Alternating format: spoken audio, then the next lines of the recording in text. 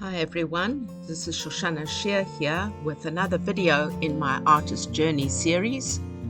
This one includes some struggles and a little bit of how to handle one's challenges creatively, but oh dear, let's just jump into the video because as I share the story it's going to unfold and become clear, and I hope you'll understand as to why I hesitate right up front. So the first thing I'll say is that there's a benefit to being this early bird. When we were cleaning for Pesach, I did start early and I'm very, very grateful for having done so. One of the things that I started doing was trying to see if I could clean the windows. Not specifically that there'd be chametz on the windows. We don't go throwing our bread or our cake crumbs or things on our windows, but I just thought it would be a little bit nicer to have nice clean windows as much as I can clean them. But going into one of the rooms, I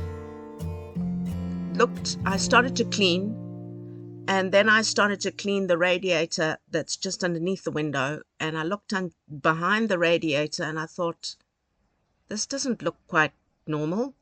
I looked a little bit closer. Oh, it's kind of green. This looks like mold. Looking to the left and feeling the wall, I realized that everything next to that wall was damp. The problem is, right next to the radiator was our box or two boxes of Pesach things, and next to that, stacked very neatly next to the wall, was a number of our paintings that we're not allowed to put up onto the walls because we're renters, so we've got to keep these walls beautifully perfect and we can't put our art on them. So some of my art is in our passageway and some of it is stored in our strong room, and the strong room's supposed to be really secure is what I thought, so I put my art there. The first horror was discovering an embroidery that my mother had done many years ago that was completely soaked. It wasn't just damp, it was soaked, totally and utterly ruined, so much so that there was no way to salvage it, and we had no option but to pull off the semi-precious stones that had been sewn into the embroidery and just throw out the embroidery. It wasn't easy to do, but there wasn't much solution. Right in front of that embroidery stood a seascape painted by my grandfather. Now, my grandfather is no longer in this world, so that seascape has a bit of meaning for us. Not only that, but I had a goal also. That's a lot of our art that we're not able to put on the walls as I'm revamping and figuring out how to fix up my artist website. I had planned to sell some of these, and since my grandfather's not with us anymore, I thought they would sell for better prices, but oy vavoy, the mold. What am I going to do with that mold? I tried to gain some idea of the extent of the damage, but the more I checked, the worse the situation seemed to be. The biggest problem is that I don't really have anywhere else to put my art. That's the room that I thought was the safest, and that's the room where I had quite a lot of my art, my materials, and oh no, what am I going to do? I'm working towards being a full-time artist, and art that I had there that I hoped I could sell, well, I don't know how much art I have left. Slowly I began to clean and to figure out a plan, but I tried contacting the landlord, and after some days he sent somebody to take a look who wasn't very helpful and just said basically we have to clean ourselves, and as Israelis often do, they say clean with economica. Economica basically is bleach. I looked into a couple of natural options and I used some vinegar, and I happened to have bought a pack of wipes that includes vinegar and started to clean what I could using gloves and a mask, and oy vavoy, did I have an allergic reaction to that. So I started looking online and doing a little bit of research, and first I looked up, should you use bleach to clean mold? Well, the United States Environmental Protection Agency website states, in the response to should I use bleach to clean mold, biocides are substances that can destroy living organisms.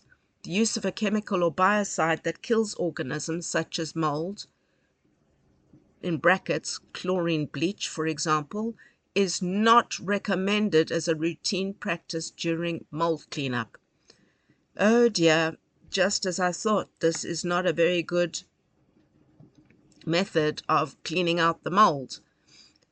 Then underneath the paragraph with more details, there's a please note, dead mold may still cause allergic reactions in some people, so it's not enough to simply kill the mold. It must be removed. There's not a lot to read on this website about the effects of mold, how to clean mold, all sorts of information about mold. Another answer that I discovered doing a Google search states, always remember mold needs heat and humidity or a water event to thrive. Don't feed it more by putting bleach on it. As a toxic cleaning chemical, bleach can be corrosive on surfaces. And when mixed with other chemicals, it has the ability to produce harmful fumes. Well, then I looked at the Centers for Diseases Control and Prevention, which states, for some people, mold can cause a stuffy nose, sore throat, coughing or wheezing, burning eyes, a skin rash. People with asthma or who are allergic to mold may have severe reactions. Immune-compromised people and people with chronic lung disease may get infections in their lungs from the mold. Well, we have some health problems in our home, and this is a serious problem. No wonder we're suffering from burning eyes, constant coughing, constant wheezing, sore throats, blocked nose, and asthma. I ordered some moisture absorbers, which took quite a lot longer than they should have to come. And in this little video, you can see some of them. Initially, they came with the refills only, so I had to reorder and get the moisture absorbers themselves. This actually, in truth, is our third set that we've put down because there's been a smell around and I've been worried and constantly asking the landlord, is there mold in this place? Can you check for mold? And there's not a lot of interest coming back. So I've been using these moisture absorbers and I thought they'd help and didn't expect that the situation was just quietly getting worse and worse. But with this information in mind, we tried consulting with our local Tambo, which basically is a mini hardware store. Initially, they too tried to suggest using Economica and then painting with a special paint that keeps away the mold. But I said to them, I just don't know how to clean all of this. Some of the places are too high and I can't go up on the ladder. I had whiplash and I can't look so high and whatever. There's lots of reasons why I myself can't do this. And I don't know how to find the right expert, especially I need the landlord's permission. So I showed a couple of photos and asked, what can I do? And he changed his attitude fairly quickly and said, this is from Lachut, this is moisture, and it's not healthy.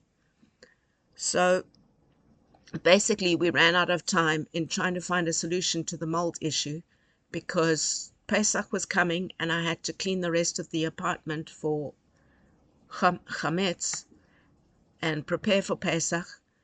Within that, I was worried about how many of my Pesach things would still be usable, and some things I did need to purchase some new items, which meant going to the mikveh to toivel these items. And on the one hand, thank God, because that got us to get out of the apartment for a little bit of time, to get a little bit of fresh air. And so with that, it's time to look at a little bit of nature, because that feeds our souls, and I'm hoping will ease some of the rising panic that's happening and coming, and taking over. And so the first few photos show a couple of flowers. The thistles found behind the fence is so symbolic.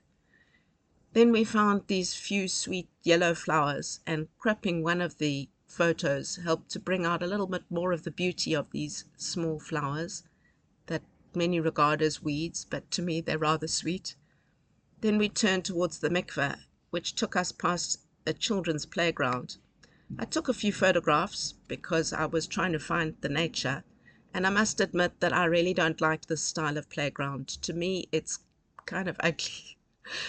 I far prefer the wooden type of climbing frames, and the playgrounds that we had as children just were so much more attractive and so much more appealing. But this is what's in the area, and to be honest, if I can bring myself to draw this playground setup or to use these photographs, there are lots of shapes here. There's lines, squares, all sorts of cylinders in various directions and distortions. Maybe it could somehow help me to improve my drawing skills. I have to see whether I could bring myself to draw this, because I really much prefer to draw nature, but we'll see.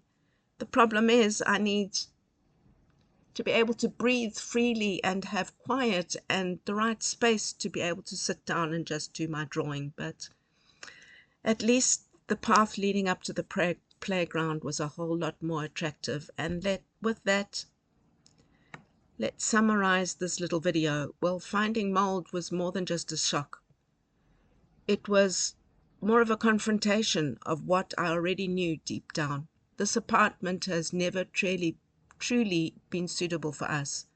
Even from the night that we moved in, we had a rude awakening that this apartment is not going to be one we can stay in for very long. But this discovery brought a deeper fear. I wasn't just scared about the cleaning or even our health, and those are huge issues. I'm scared about our art. I'm scared about our books. I'm scared about our library, the items that we're creating. I'm scared about the mikveh packages I was trying to do, and really right now I don't have anywhere to put one of them. To be honest, I've moved 43 times, and none of those moves have been my desire, my choice, my timing. It's always been forced on me either by greedy landlords or people selling their apartments and making us move. The fact I never earned enough to have a down payment for an apartment has added to that. Natural disasters like storms and floods have contributed to these moves. Having to move countries has contributed to these moves. Well, that's quite a huge number, which says a lot on its own, and it's one of the reasons why I've tried to stay in this apartment and to see how I can do what I can do to change focus and perhaps get to use my art, become my mind has gone blank with this whole issue that's weighing over us like a cloud kind of pressing down, but it's not the cloud of Hashem that kindly and gently guides us on our journey. It's an oppressive cloud, and we have to try and find a solution. You can't build a creative life from constant motion, not when your creativity needs books and a library and paint and materials and space to organize everything and to work effectively, and silence and roots. Hashem's keeps sending signs that we need to move from this apartment, but how do we make that happen, and where do we make a move that's going to be to a better place and not smaller? Well, I'm sharing this because maybe someone out there understands. Maybe it's time to build a community. I'm hoping that sharing my artist journey, and even with the struggles and the problems, I'm putting it all out there in the hope that somewhere some people will start to realize I might be complaining about the situation, and yes, it's a huge problem, but I'm not just complaining. I have books to create, art to do, art to photograph, to see what I can do to salvage my art. I have ideas of a range of creative gifts to create. I have good things I'm wanting to do, and all of that requires the right community, the right connections, the right funding. It's a journey, and if something inside of you, if you've ever felt pulled between creation and chaos, I'd love for you to join me along this journey to see to what extent we can turn this to the good. We can somehow be able to get to a space where we're not just fighting for survival, but where we can actually use all of our creative skills and talents for good, to spread Torah, to develop beauty, to spread some acts of kindness, and to do some good in the world, which is what we're here for. So that's Shoshanah Shear. That's the horror that greeted us as I started to prepare for cleaning for Pesach. I'm really hoping that sharing this is going to somehow lead towards our own exodus, our own redemption. And if you've liked this video, please give it a thumbs up, subscribe to the channel, give your comment, share, join us on Patreon, and slowly I'm trying to figure out whether and how to do a crowd fundraiser. I'll be sharing that soon, probably too. And that's Shoshanah Shear coming to you from a very sunny Jerusalem and hoping for better times. Ciao for now.